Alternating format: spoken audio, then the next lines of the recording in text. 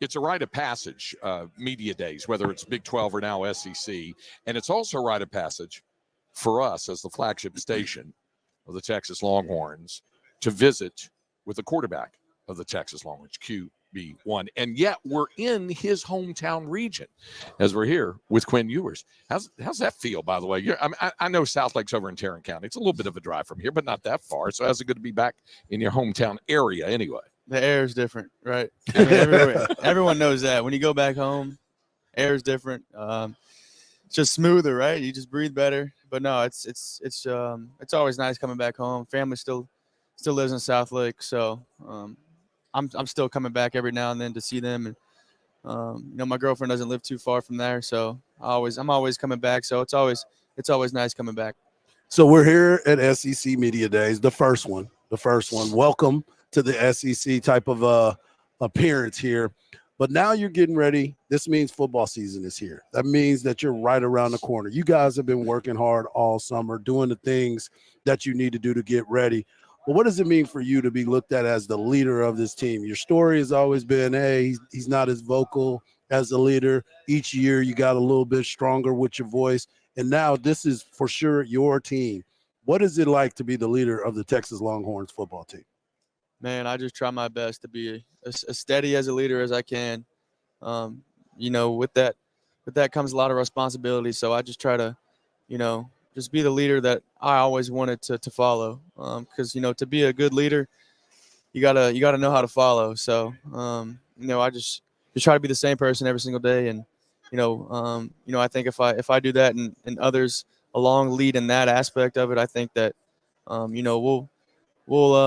we'll handle success very well, and when adversity strikes, I don't think we'll flinch. Piggybacking on that, when I was visiting with Sark, he talked about. I asked him if he'd had any time to take any time off. Like last year, he didn't. He said, I actually had a little bit because I had the comfort level of knowing that, like the three guys I've got here, Quinn and Kelvin and Jade, are part of the leadership of this football team as well. So it's a communal thing, isn't it? It's a lot of different guys who help lead the way, even if you're kind of at the forefront of it. 100%. Every championship team and every really good team, for the most part, they are player led, and the more leaders that you have, the easier it is to get guys to buy into what we believe in. I mean, at the end of the day, the standard's the standard, and we're obsessed with it. Man, you said the word obsessed, and that was something that I asked Coach Sark about myself. I was like, that word that just stood out to him about the obsession. I asked him about all gas, no brakes. He said that's not going anywhere. But the obsessed part of it is something that you have to have controlled, but you also have to be able to talk about it with your team and get them to understand. Is that something that you've really taken to heart and you and your teammates have understood the message? Yeah, I mean, totally, 100%. You got to be obsessed if you want to be great. I mean, Kobe has so many sayings when he talks about obsession. Without obsession, it's hard to be great. I mean, I'm obsessed with the game of football, and I know all of our guys are obsessed with the game of football, and we're all obsessed of getting back to where we were and obsessed to getting to even farther because we aren't satisfied. Help me out with something here. After your first year, folks came in and said, Quinn looks great. He's dropped about 15 pounds. He looks tremendous and all this. And then after your even better year, come back and I hear folks say, Quinn looks great. He's put on some weight. He's done this. So how does all that work in terms of the conditioning and whether you drop some weight or pick some weight in getting yourself into the shape that that helps you perform at your best? Yeah, well, I think I just after that first year, I dropped a little too much weight, and I just want to be able to handle and sustain my body and handle the hits that I'm going to be taking. So, I mean, at the end of the day, I needed to put on weight, and I had made and put a really good foundation of body weight and muscle and all that already. So building off of that foundation made it only easier to get to a good 210 instead of like a bad 210 or 215. Because there is a difference. There is a huge difference. Yeah, 100%. So we're talking to QB1 Quinn Ewers, quarterback of the Texas Longhorns here at SEC Media Days. And I wanted to ask you this because I asked Jade this and I asked Kelvin Banks this. Iron sharpens iron every single day. You guys are out there busting your butt, offense versus defense, defensive backs versus wide receivers, who has stepped up the biggest for you on the wide receiver side? Because Jade said they all good.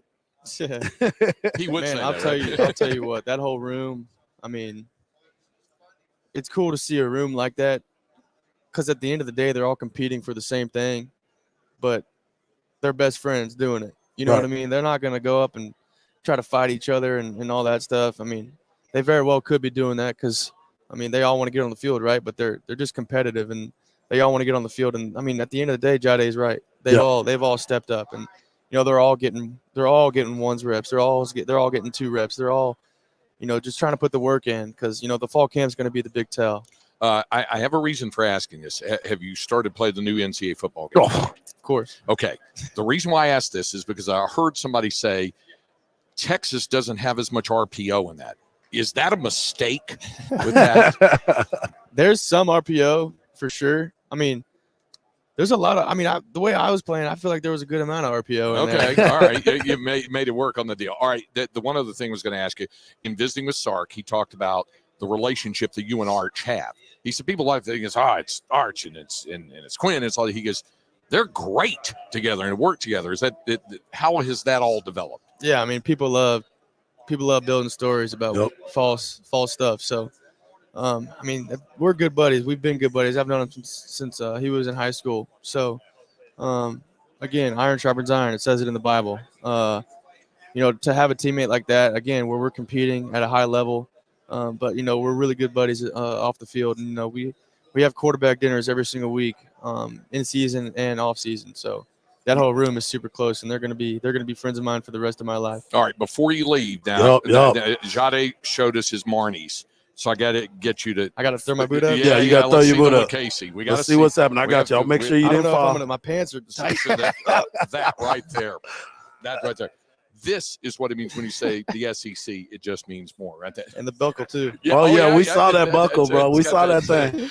I wanted to ask you that because, you know, you sit here and you look at all of those conversations that are being done. Everybody's been walking in. The biggest question has been about the drip. The drip. Looks like you did all right for yourself, man. I tried. I don't got it like all the other guys do. The sparkly shoes and the big necklaces, but I got some boots. That's right. We're going to see you around the corner soon. Appreciate you stopping by. Guys. Thank you, bro. Quinn Ewers with us good, here. man. We'll continue on Sports Radio AM 1300 The Zone.